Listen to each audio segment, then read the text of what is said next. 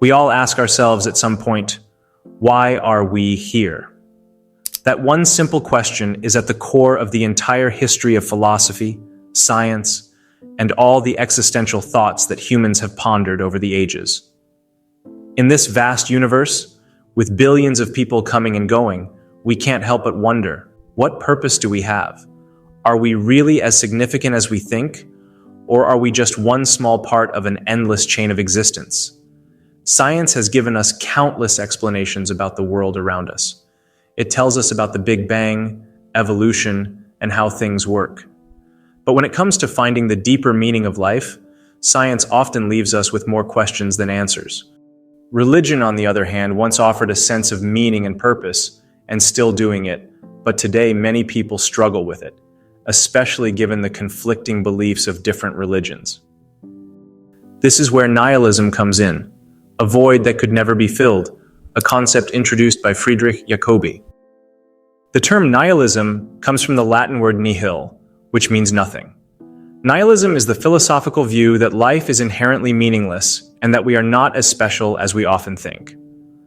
According to nihilism, our existence doesn't carry any intrinsic value or purpose. We are simply the result of random chaos, a product of the Big Bang. The belief in moral values, religions, and philosophies is just our way of trying to feel important. In reality, nihilism suggests that we are not important at all. We live, we die, and then we are forgotten. The universe will keep going without us. We are just a small part of a much larger, indifferent cosmos. As Cormac McCarthy put it, the point is, there ain't no point. To nihilists, human beings aren't the supreme beings we like to think we are.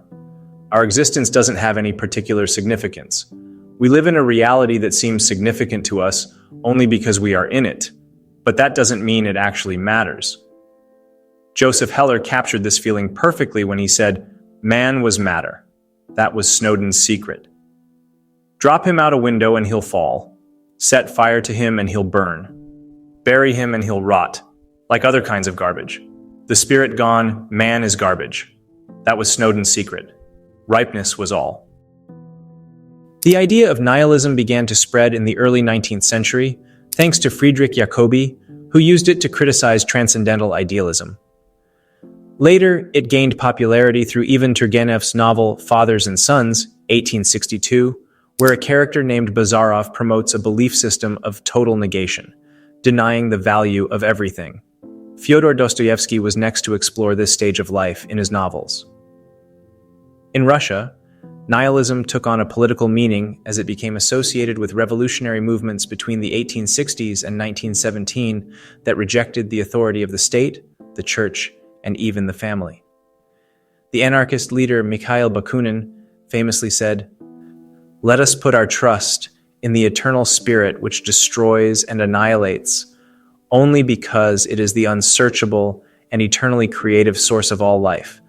The passion for destruction is also a creative passion." This movement pushed for a society based purely on reason and materialism, with individual freedom as the ultimate goal. Nihilists rejected anything spiritual, including God, and saw traditional structures like religion and state authority as enemies of human freedom. Over time, though, nihilism in Russia became associated with destruction, anarchy, and chaos, to the point where being called a nihilist meant you were likely part of a secret, radical group promoting terrorism and assassination. Friedrich Nietzsche later took up the concept of nihilism with his famous declaration, "God is dead," which appeared in his book, The Gay Science. When Nietzsche said God is dead, he wasn't speaking literally. He was describing a massive cultural shift, one that had already begun shaping the modern world. For centuries, as mentioned earlier, religion had provided people with meaning, morality, and a sense of purpose. It structured society, dictating what was right and wrong, what was valuable and worthless. But as science, secularism, and reason took over, the old foundations started to crumble. People no longer found their purpose in a divine order, and Nietzsche saw what was coming next, a world struggling with the consequences of its own enlightenment. This shift left Nietzsche uneasy. He said, "For some time now, Our whole European culture has been moving as toward a catastrophe, with a tortured tension that is growing from decade to decade, restlessly, violently, headlong, like a river that wants to reach the end, that no longer reflects, that is afraid to reflect.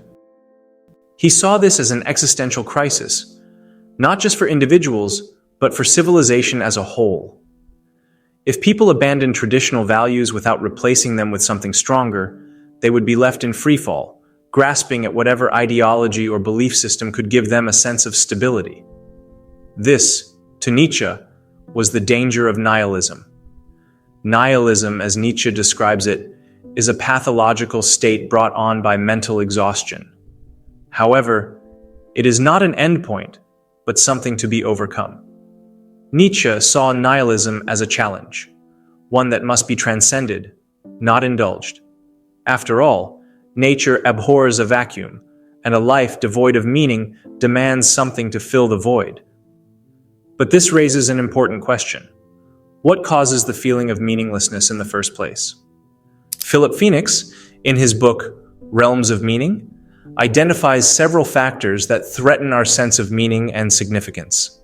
He argues that modern industrial civilization has intensified this crisis and outlines 4 key contributors: the dominance of skepticism and criticism, particularly in science and philosophy; the depersonalization and fragmentation of society due to industrialization and alienation; an overwhelming abundance of both material goods and information, leaving individuals overstimulated and disoriented; the rapid pace of change, creating a constant sense of impermanence and insecurity. Phoenix suggests that these factors have led to a heightened sense of meaninglessness, increasing the prevalence of depression, substance abuse, and even suicide.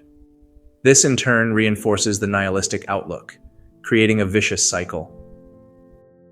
The Columbine shooters, Eric Harris and Dylan Klebold, embodied a deep nihilistic mindset, believing life was meaningless and expressing their despair through mass violence. Harris, in particular, saw existence as pointless and sought to destroy as much as possible before dying. This is precisely the outcome Nietzsche warned about. But for Nietzsche, nihilism wasn't simply a dead end, it was a test. Most people, he believed, wouldn't survive it. They would either fall into despair or blindly follow whatever new ideology promised them meaning, as seen in the cases mentioned. I think Nietzsche was actually inspired by Fyodor Dostoevsky here. Seeing how Raskolnikov fell into despair and how Ippolit attempted suicide in The Idiot, it's clear that Dostoevsky deeply explored the psychological toll of nihilism. But Nietzsche believed there was another way too. He saw nihilism as something to be faced head-on, not avoided. He said, "I have lived through the whole of nihilism to the end, leaving it behind, outside myself." He believed that only those who are strong enough could only build something new in their place. Instead of surrendering to despair, they would create their own meaning, shaping life on their own terms. One major writer comes to my mind here, Leo Tolstoy, the author of War and Peace and Anna Karenina. Although the destination where Tolstoy found peace was not what Nietzsche was talking about, Tolstoy did suffer from nihilism and then overcame it. In his short novel, My Confession, Tolstoy wrote that he even attempted suicide in the chaos of his mind during nihilism. However, after searching and reading countless books, he found peace in God. Nihilism was both the cause of his despair and the force that pushed him toward a deeper search for meaning. He gave away his wealth as charity. It was like a happy ending for Tolstoy. Though he faced struggles later in life, existential crisis was no longer one of them. Tolstoy understood Nietzsche's challenge, to see nihilism not as an end, but as a beginning. Nietzsche knew that most people wouldn't be able to do it, but for those who could, nihilism wouldn't be a curse. It would be the path to something greater. And that something greater would no longer be nihilism. I know a lot of viewers will disagree with the way I talk about nihilism. But to be honest, in my opinion, nihilism mostly leads to mental torture. At first, you might feel liberated, thinking nothing matters. But the human mind isn't that content. It constantly seeks answers.